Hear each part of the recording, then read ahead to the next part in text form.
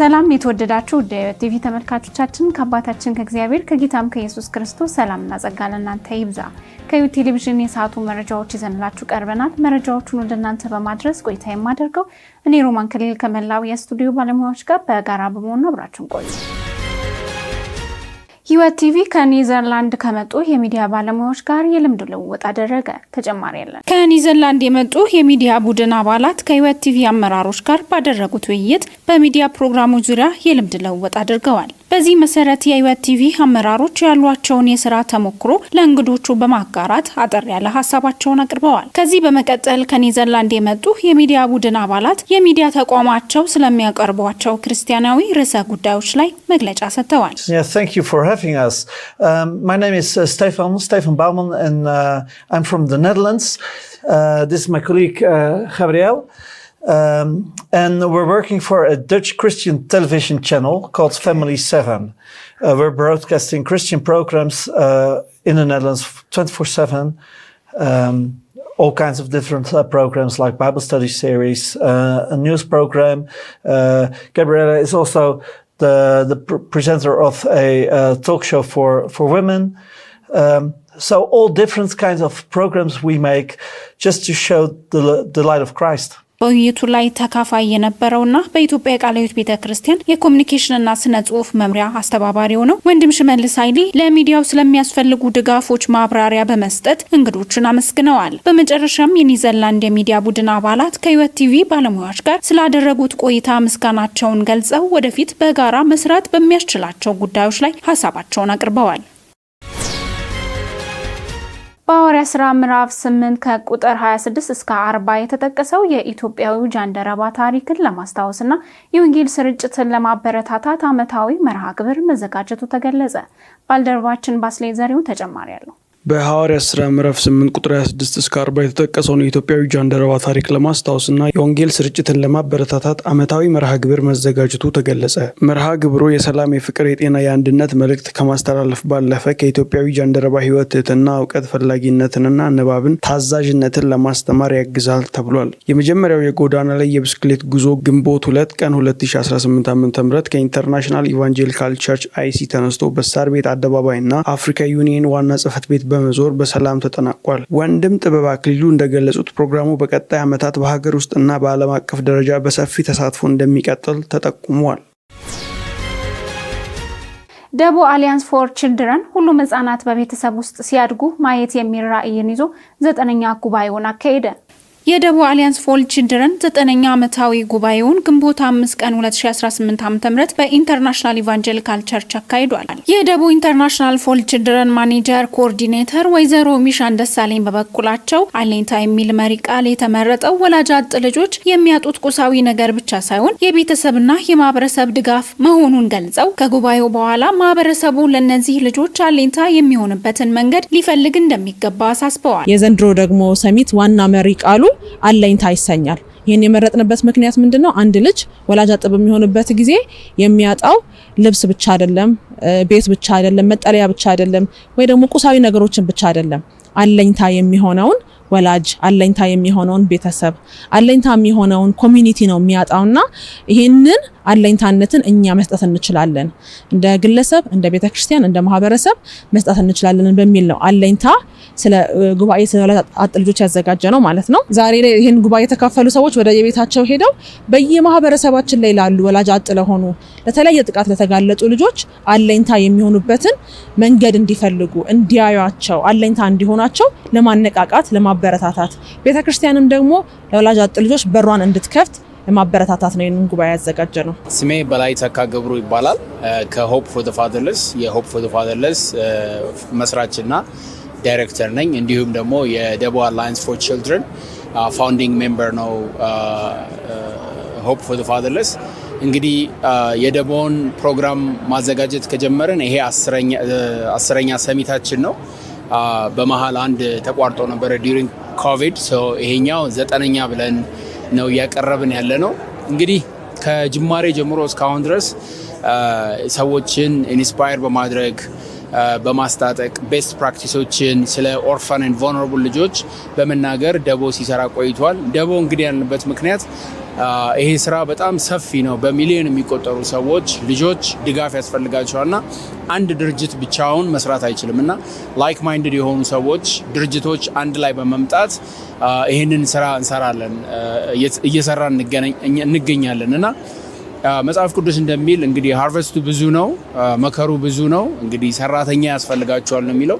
ይሄንን ስራ ለመስራት ደግሞ ብዙ ሰራተኞች ያስፈልጉናል ማለት ነው። ይሄ የ9ኛው ሰሚት ስፔሲፊክሊ ያዘጋጀ ነው ቢሎንጊንግ ወይም አለኝታ በሚል ርዕስ ነው።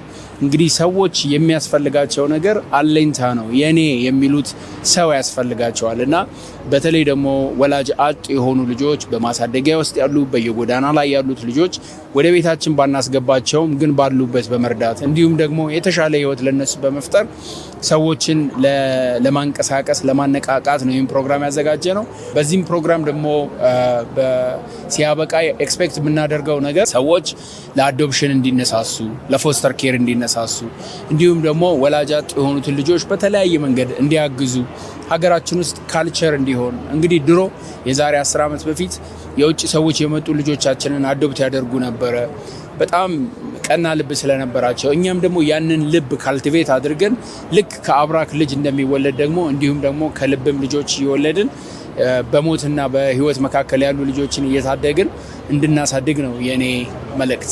ስሜ ሲቢሉ ቦጃ ይባላል። እንግዲህ ደቦ ሲመሰረት ጀምሮ ነበርኩኝ። ደቦ ወደ 14 የሚሆኑ አገር በቀል ዓለም አቀፍ ድርጅቶች በጋራ የመሰረቱት በልጆች አገልግሎት ዙሪያ የተቋቋመ አገር በቀል ጥምረት ነው። ይህ የወላጅ አጥ ጉባኤ ለ9ኛ ጊዜ በሀገራችን የሚካሄደው ነው። እንግዲህ ባለፉት 8 ጉባኤዎች ስናደርገው እንደነበረው በዚህም ዓመት ዋና ርዕሰ ጉዳይ ያደረግነው አለኝታ የሚለውን ቲም ነው። እንግዲህ ይህ አለኝታ የሚለው ሀሳብ በተለይ ወላጆቻቸውን ካጡና ለችግር ከተጋለጡ ልጆች አኳያ እኛ ክርስቲያኖች፣ ቤተክርስቲያን እንዲሁም ደግሞ ክርስቲያን ቤተሰቦች ለነዚህ ልጆች አለኝታ እንድንሆን ታሳቢ በማድረግ የተዘጋጀ ጉባኤ ነው። እንግዲህ በዚህ ጉባኤ የምናደርገው በዋናነት በዚህ በልጆች አገልግሎት ዙሪያ የተሰማሩ አገር በቀል ዓለም አቀፍ ግብረሰናይ ድርጅቶች፣ አብያተ ክርስቲያናት እንዲሁም ደግሞ በዚህ ጉዳይ ሸክም ያላቸው ግለሰቦች አንድ ላይ መተን ምን እየሰራን ነው፣ በስራችን ውስጥ ደግሞ ምን አይነት መልካም ተሞክሮች አሉ ብለን እርስ በርስ የምንለዋወጥበት የምንበረታታበት፣ አንዱ ለሌላው ያለውን የሚያካፍልበትና ከዛም ደግሞ ተመልሰን ወደ የስራዎቻችን ስንገባ ካገኘነው ተሞክሮ ተነስተን ማሻሻያዎችን የምናደርግበት የምንነቃቃበት ጊዜ ነው ብለን መውሰድ እንችላለን እና በዚህም ዓመት ወደ 600 ወይም ከዛ በላይ የሚገመቱ ተሳታፊዎች ተገኝተዋል።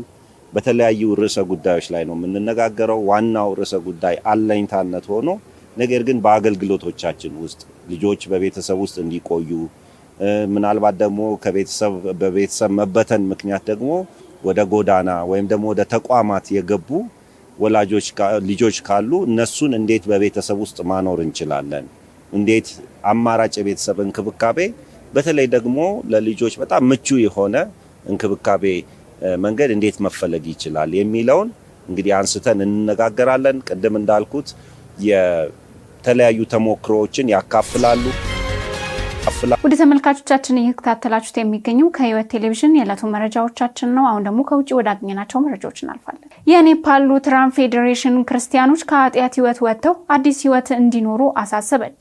ባልደረባችን ጽጌረዳ አለሙ ተጨማሪ አላት። የኔፓል ሉትራን ወርልድ ፌዴሬሽን ባስተላለፈው በዚህ መልእክትም ክርስቲያኖች ከኃጢአት ልምምድና ከዓለማዊነት ተላቀው የክርስቶስን ምጽአት በንጽህና እንዲጠብቁ አሳስቧል። የኔፓል ሉትራን ፌዴሬሽን ሰብሳቢ የሆኑት ፓስተር ሪቨረንድ ሪንኪ ሶሮን እንደተናገሩትም አሁን የምንገኘው በዘመን መጨረሻ ላይ እንደመሆኑ የጌታን መምጣት ስንጠብቅ ንጽህናንና ቅድስናን ሊጎድልብን አይገባም ብለዋል። ሪቨረንዱ በአሁኑ ወቅትም በክርስትናው ዓለም ያለውን ለዘብተኝነትና እጅግ አሳሳቢ መሆኑንም የገለጹት የኔፓል ሉትራን ፌዴሬሽን ሰብሳቢ ችግሩ በጋብቻ ላይ ከሚታይ ፍች ጀምሮ እስከ ግብረ ሰዶማዊነት እንደሚዘልቅም ይፋ አድርገዋል። ሰብሳቢ በዚህ ዘመን የሚስተዋለው ከቃሉ ጋር የተፋቱ ክርስቲያናዊ ህይወት ዘይቤ ወይም ላይፍ ስታይል ሊታረም እንደሚገባም አሳስበዋል። ዘገባው የኤልደብሊውኤፍ ነው።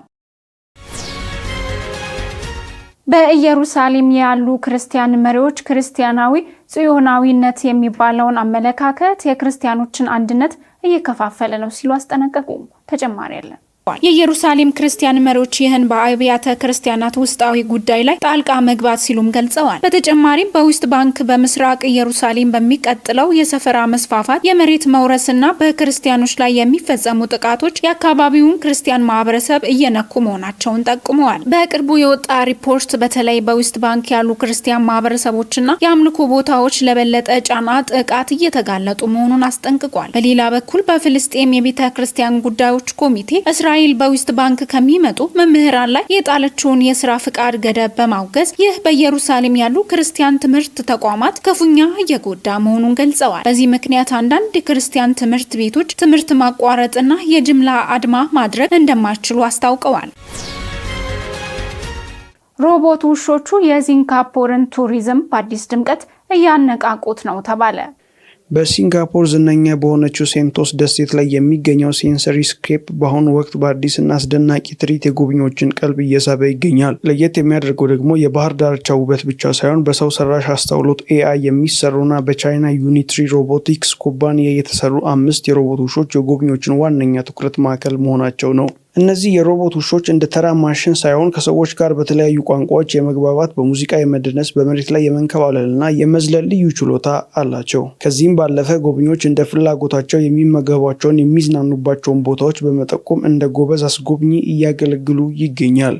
ከፈረንሳይ የመጣችው አንዲት ጎብኚ እውነተኛ ውሻ እየመራው ያለው ቢመስለኝም ሮቦት መሆኑ እጅግ አስገርሞኛል ስትል ለቴክኖሎጂው ያላትን አድናቆት ገልጻለች። የሴንቶስ ልማት ኮርፖሬሽን የስራ ኃላፊዎች እንደሚሉት እነዚህ ሮቦቶች እስካሁን ከ5000 በላይ ለሚሆኑ ጎብኚዎች አገልግሎት የሰጡ ሲሆን በተለይም ህጻናትና የውጭ ሀገር ቱሪስቶች ከፍተኛ ፍላጎት አሳይተውባቸዋል። ቴክኖሎጂው አገልግሎት ከመስጠት ባለፈ ለወደፊቱ የቱሪዝም ዘርፍ እድገት የሚረዱ መረጃዎችን የመሰብሰብ ኃላፊነትም ተሰጥቶታል። ሲንጋፖር በመጀመሪያው ስማርት ሀገር የመገንባት ንቅናቄ ውስጥ እነዚህ ሮቦት ውሾች ቴክኖሎጂ በገሃዱ ዓለም እንዴት ምርጥ የጉዞ ጓደኛ መሆን እንደሚችል በተግባር እያሳዩ ነው።